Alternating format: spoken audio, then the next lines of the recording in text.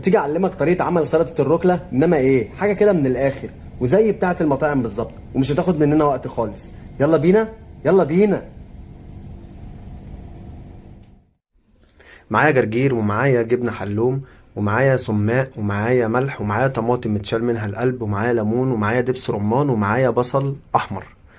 هجيب البسيمه بتاعتي وهنزل بالبصل وهديله رشه سماق، وبعدين هنزل بالجرجير، وبعدين هنزل بالطماطم اللي متشال منها القلب بالشكل ده، وهدي رشه من الملح بسيطه، وهنزل بمعلقتين دبس من الرمان، وهنزل بعصرة ليمون فريش بالشكل ده،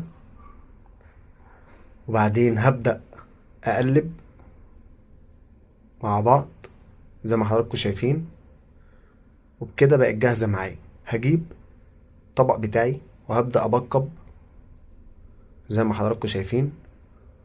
نزلت بالجبنة الحلوم على الوش، واديت رشة زيت زيتون، وكده بقى معايا أفضل وأسهل وأطعم وأحلى ركة سلط.